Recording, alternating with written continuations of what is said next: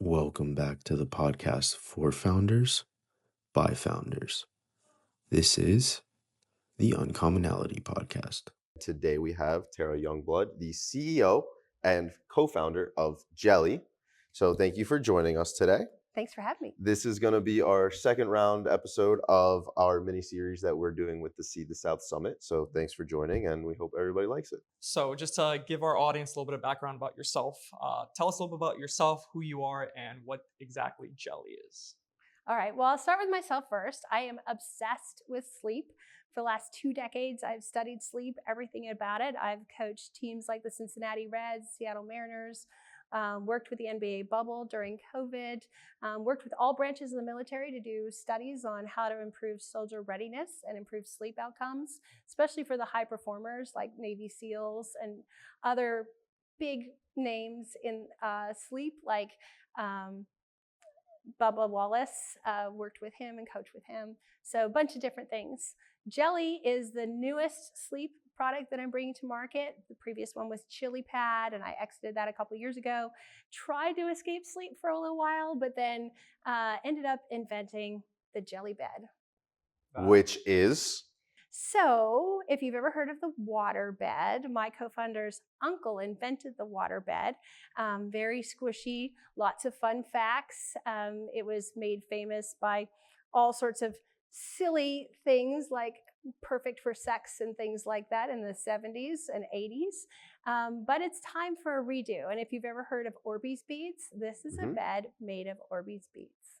No kidding. And you ever put your hands in Orbeez beads before? Yeah. Oh my God. Cool, comfortable, and you're going to squish in like nothing else. So knowing that this is your second, let's say, venture, right? Yep, With the not my first rodeo. Not your first rodeo. You've Nope. been doing this for a while now. Why even go again, right? You had a successful exit, as you just informed us. Why? Entrepreneurship is an addiction in every sense of the word. It is really hard to walk away from the ride, right? It's kind of like dating all over again. If you could do the first moments of like falling in love with new investors and working through that, growing it, the why is definitely a little different. The last company was a lot about software and sleep algorithms. This is like no technology. I want you to be able to sleep on a mattress with no drugs and wake up in no pain. And I want to be able to do that for everyone. That's amazing. Yeah. I want to highlight something within that, and it was that you said the ride, right? Yeah. And I think that's exactly what it is. What's addicting is the ride. And in order to be successful and actually go through the journey, you have to love the part that's the journey and the ride, not the actual product or the business. No, because the destination is like, you don't know how long that's going to take. You know, things happen, run businesses through COVIDs and recessions and all sorts of things. You never know what that ride's going to be. Yeah. But it's a roller coaster and it is a lot of fun. Yeah. So what's it like creating like products? So this is essentially your second product that you've done. You had the first one.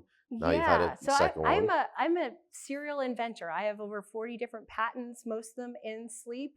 And so I love every bit of the process, from the patenting it, when you get a new idea and how you make patents work, how you create a patent strategy and a patent portfolio to create that moat around what you do, and then designing the product, bringing it to market, sourcing it. Even in this dynamic with tariffs and China trade wars and things like that, figuring out where in the world to make the product in the most efficient way and how to get those partnerships in place, all of that's fun. It's a challenge, but it's fun.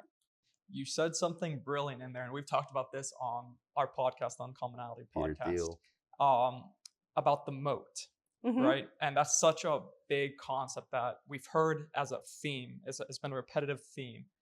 What is your mentality with that? I know you mentioned patents, which is actually very unique because we haven't talked to a lot of people that have brought in patents at all. No. So what is your philosophy as it comes to that? Or how do you know when to go get something patented? Or what's the step to get something patented? Because I know I've done research into it, and it's like a pretty hefty process. And you just said you've done 40 of them, right? Yes, So you're well-versed. It is finding the right patent attorney, to be able to make sure that you are smart about that. But it is also about understanding what your niche is going to be. It's about when you want that patent to issue. So we wanted to bring this product to market quickly. Some of the other patents I've filed, I've actually done provisional patents to start because there's a longer runway. So the beauty of patents is you've got 20 years. The ideal sort of age for a patent is that you're going to be able to monetize it is often between 8 and 9 years. And so if you want to be really ahead of technology, you want to be able to understand what's coming and be able to do those market predictions. So it's a little bit of magic when it comes to sort of understanding market dynamics, understanding your particular niche really well, and then how to protect yourself. So when you file patents, you want to file patent not just on like what you make, but what you could make. What are all the other iterations? How do you protect that space as broad as you can? And so in the previous one, for example, with software, to not just manage the software and the processes, but the data management, the algorithms, the actual process that went back and forth to the cloud. What are all the ways in which you can protect your space is really important. Not even if you're going to enforce that patent from litigation and plan to go in that's the wrong way to think about it.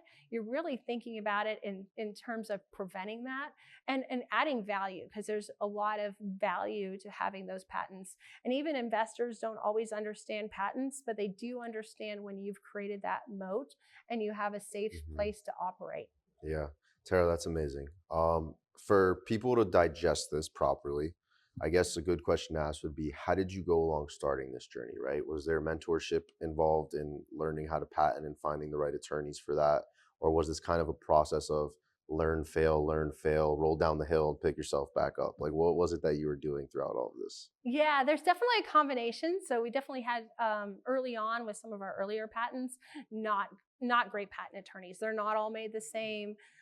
Some will file frivolous anything you want. You're like, here, I have an idea, and they'll file it and they'll take your money.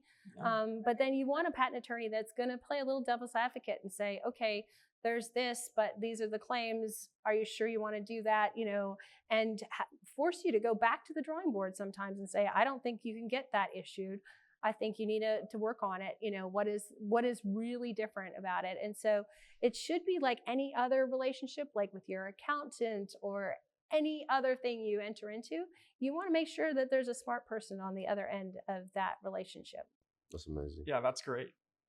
Pivoting over into why we're all here, Seed the South. How was your experience pitching? Any words of advice for anyone else looking to pitch? Oh, I, as an introvert, everyone's like, how do you like being on stage? I love being on stage. I've done TED Talks. I've been on stages internationally. I love the idea of connecting with people in a broad way, interacting with them, getting them excited about it. Having them walk away knowing your why is the best feeling. And so when people come up afterwards and like, oh my gosh, I just want your bed.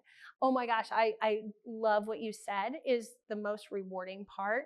Yes, I'm here to raise capital, but at the end of the day, it's about connecting with people. And the more people you can connect with, it's a numbers game when it comes to any kind of sales, and investing is no different. You have to talk to a lot of people to find the right person that you're going to have an investor relationship with. And so a pitch like this, it's exposure to just lots of different people. So what's your mentality coming into that with like as much confidence and self-belief in yourself that you can? Like, is there anything you go into that, or is that just natural?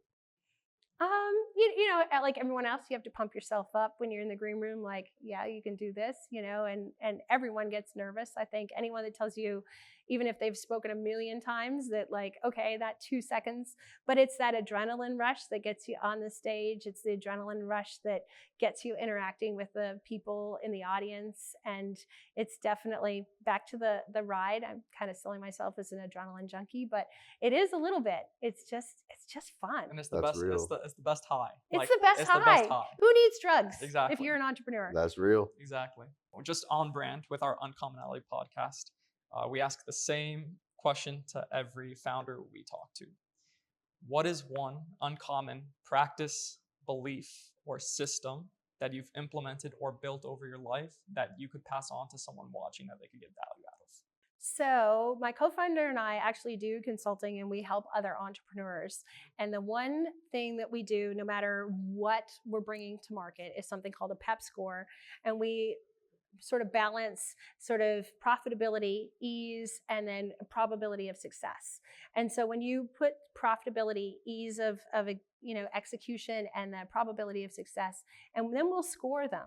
And so even as we look to whether we should do Geli, whether we should bring this product to market now, and when we do that, we put it all into a scoring mechanism. Data has to drive it. As much as you can be passionate about something, it doesn't mean it's the right time. So that's back to patent ideas and then decide to bring the business at the right time for that business to market.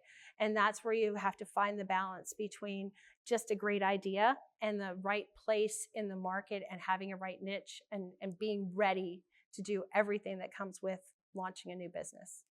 It's amazing. That's good advice. That was great. Yeah, thank you, Tara, so much for your time. We appreciate you coming on with us for this mini series, and we wish you the best of luck with the pitch and things like that. Yeah, Thank you so definitely. much. Thanks for having me. Of course.